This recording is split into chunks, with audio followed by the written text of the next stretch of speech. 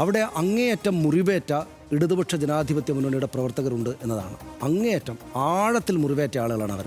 കാരണം അവർ കടന്നൽ രാജ എന്ന സംസ്ഥാനത്തെ ആകെ അറിയപ്പെടുന്ന CPM-ൻ്റെ അംഗമായിരുന്നില്ലെങ്കിൽ പോലും CPM-നേക്കാൾ സൂപ്പർ CPM ആയിരുന്ന അതിശക്തനായിട്ടുള്ള ഇങ്ങോട്ട് എടാ എന്ന് വിളിച്ചാൽ പോടാ എന്ന് വിളിക്കുമായിരുന്ന CPM-കാർക്ക് അവരുടെ സംഘടനാ ചട്ടക്കൂടും പാർട്ടി ചട്ടക്കൂടും ഉള്ളതുകൊണ്ട് നേരിട്ട് പോർ വിളിക്കാൻ പറ്റുമായിരുന്നില്ലാത്ത ഈ യൂട്യൂബറെ പോലുള്ള ആളുകളൊക്കെ, ഷായൻസ്കറിയെ പോലുള്ള ആളുകളൊക്കെ അതിശക്തമായിട്ട് നിന്ന് പോരാടിക്കൊണ്ടിരുന്ന ഒരു നേതാവ് കിട്ടിയിട്ട് അതിൻ്റെ പിന്നിൽ അതിശക്തമായിട്ട് ഉറച്ചു നിന്ന CPM-കാർ, ഇടതുപക്ഷ ജനാധിപത്യ മുന്നണിക്കാർ, അവരെ വഞ്ചിക്കുകയാണ് യഥാർത്ഥത്തിൽ അൻവർ ചെയ്തത്.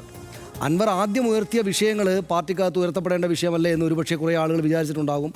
ഉയർത്തി അങ്ങോട്ട് പോകുമ്പോൾ അദ്ദേഹത്തിന് തിരിച്ചടി വന്നതുകൊണ്ട്, പിണറായിയുടെയും മറ്റും ഭാഗത്തുനിന്ന് ഒരു തിരിച്ചടിയും മറ്റും വന്നതുകൊണ്ട് അദ്ദേഹം മുറിവേറ്റ് കുറച്ച് ശക്തമായിട്ട് പറയുന്നതല്ലേ എന്ന് തോന്നിയിട്ടുണ്ടാവും. അവർ അങ്ങനെ ക്ഷമിച്ചിട്ടുണ്ടാകും. പക്ഷേ അതും കൂടെ കടന്ന PV അൻവർ പിന്നെ ഇന്നത്തെ നിലപാടല്ല നാളെ എന്ന് പറഞ്ഞ് നേരെ മറ്റൊരു സ്ഥലത്തേക്ക്, അവർക്കറിയാത്തൊരു PV അൻവറായിട്ട് മാറി.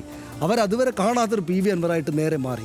CPM-ൻ്റെ സംഘടനാ ചട്ടക്കൂടും CPM-ൻ്റെ സംഘടനാ വർത്തമാനങ്ങളും രീതിയും ഭാഷയുമൊക്കെ CPM-കാരേക്കാൾ മികച്ച തോതിൽ പ്രയോഗിച്ചുകൊണ്ടിരുന്ന അൻവർ പിണറായി വിജയനെയും മരുമോനിസ്തയൊക്കെ പറഞ്ഞിട്ട് ഇതിൻ്റെ എക്സ്ട്രീം എൻഡിലേക്ക് പോയി നിന്നു, അപ്പുറത്തേക്ക് പോയി നിന്നു.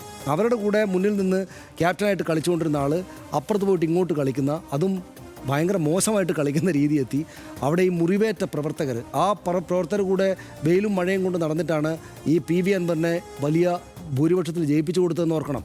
പക്ഷേ അവർ ഒരു നല്ല സ്ഥാനാർത്ഥിയെ കിട്ടാൻ വേണ്ടി കാത്തിരിക്കുകയാണെന്ന് ഞാൻ വിചാരിക്കുന്നു. അവർക്ക് ആ രോഷം തീർക്കണം.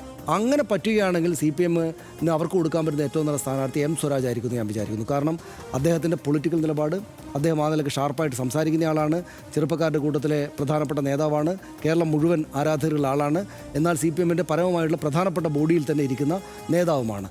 എന്ന് മാത്രമല്ല, ഇത്തരം കാര്യങ്ങൾക്കൊക്കെ നല്ല നിലക്ക് മറുപടി കൊടുക്കാൻ വാക്സാമർത്ഥ്യമുള്ള ആളുമാണ്. അതുകൊണ്ട് M സ്വരാജ് വന്നാൽ കൊള്ളാമെന്നായിരിക്കും ഞാൻ വിചാരിക്കുന്നു, അവർ വിചാരിക്കുന്നുണ്ടാവുക. പക്ഷേ ഹർഷം പറഞ്ഞ കാര്യം ഇവിടെയുണ്ട്, M സ്വരാജിനേക്കാൾ ഒട്ടും കുറഞ്ഞ ആളുകളല്ല ആ പ്രദേശത്ത് സംബന്ധിച്ചിടത്തോളം മറ്റ് നേതാക്കൾ. അതുകൊണ്ട് വളരെ നന്നായിട്ട് ആലോചിച്ചതിന് ശേഷം മാത്രമേ ഈ ഇടതുപക്ഷ ജനാധിപത്യ മുന്നണി ആ സ്ഥാനാർത്ഥി. BJP-യുടെ കാര്യം പറഞ്ഞാൽ BJP സ്ഥാനാർത്ഥിയെ നിർത്താത്തത്, ഞാൻ ഇപ്പോൾ BDJS ആണെങ്കിലും മത്സരിക്കുന്നതാണല്ലോ നമ്മൾ കേൾക്കുന്നത്. അപ്പോൾ പിന്നെ കുഴപ്പമില്ല, മത്സരിക്കാതിരുന്നാൽ അത് സമീപകാലത്തെ ഏറ്റവും വലിയ രാഷ്ട്രീയ ബ്ലണ്ടർ ആയേനെ. പെഹൽഗാം ആക്രമണം അവിടെ നടന്നിട്ട് അവരുടെ രാഷ്ട്രീയം പറയേണ്ടുന്ന ഒരു രാഷ്ട്രീയ വേദിയിൽ, അപ്പോൾ ഇവിടെ ഒരു തെരഞ്ഞെടുപ്പ് കേരളത്തിൽ നടക്കുമ്പോൾ, ഒരു മണ്ഡലത്തിൽ നടക്കുമ്പോൾ രാജീവ് ചന്ദ്രശേഖർ മറ്റുമൊക്കെ മറ്റ് ജോലികളിൽ ഏർപ്പെട്ടുകൊണ്ടിരിക്കുന്ന ഒരു സീൻ ആലോചിച്ച് നോക്കൂ.